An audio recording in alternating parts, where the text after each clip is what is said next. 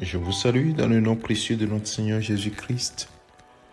Aujourd'hui, vendredi 19 août 2022, nous voulons encore une fois dire notre reconnaissance à notre Seigneur et notre Dieu qui a fait de nous véritablement des témoins vivants de l'expression de son amour par Jésus-Christ. Puisque en Jésus-Christ, Dieu nous a aimés. Il nous a prouvé cet amour lorsque nous étions encore des pécheurs, des gens éloignés. Il nous a rapprochés de lui au travers la mort et la résurrection de Jésus-Christ.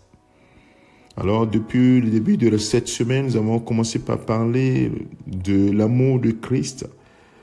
Ce que cet amour, la longueur, la largeur, la profondeur, la hauteur de cet amour manifesté, qui a poussé Jésus-Christ à donner sa vie pour toi et moi, mon frère, ma sœur.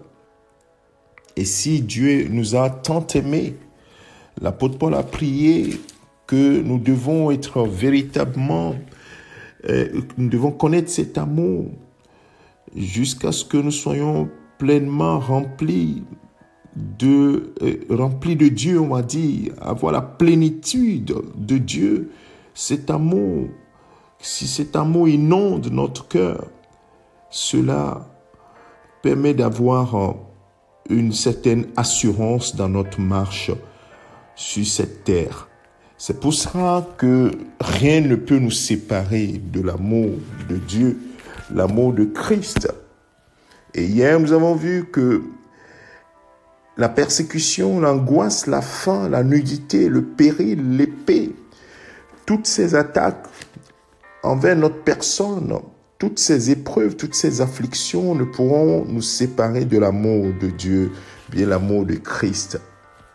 Alors ce matin, nous allons poursuivre. L'apôtre Paul dit dans Romains chapitre 8, versets 38 et 39, il dit « Car j'ai l'assurance que ni la mort, ni la vie, ni les anges, ni les dominations, ni les choses présentes, ni les choses à venir, ni les puissances, ni la hauteur, ni la profondeur, ni aucune autre créature ne pourra nous séparer de l'amour de Dieu manifesté en Jésus-Christ notre Seigneur. » Bien-aimé, il a pris tous les éléments possibles, que ce soit les attaques sur notre personne, le péril, l'épée, les angoisses, la nudité, les privations, toutes sortes de choses.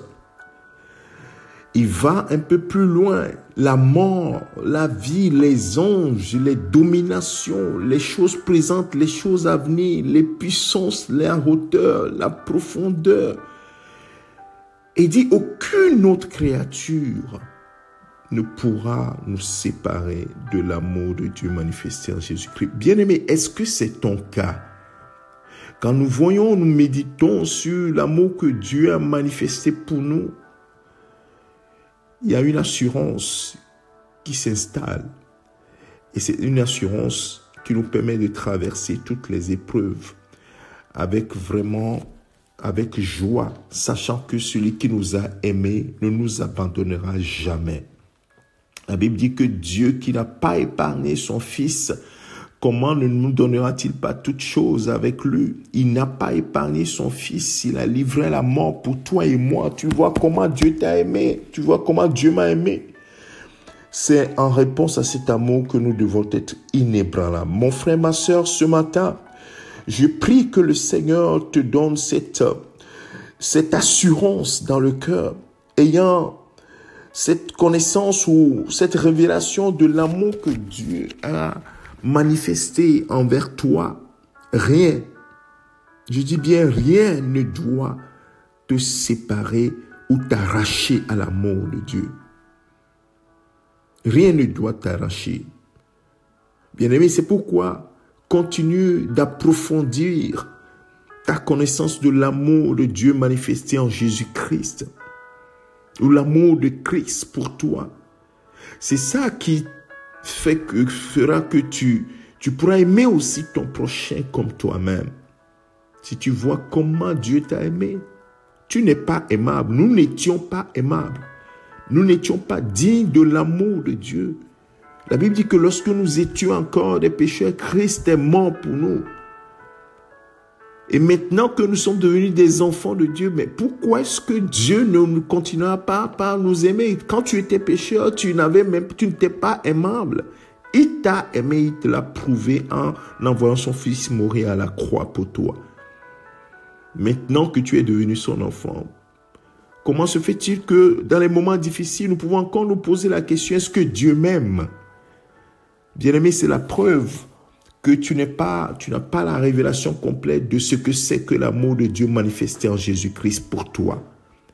Alors, mon frère, ma soeur, que le Seigneur, ma prière, c'est que le Seigneur continue de t'instruire sur cet amour, te donne la révélation jusqu'à ce que tu sois rempli, jusqu'à toute la plénitude de Dieu.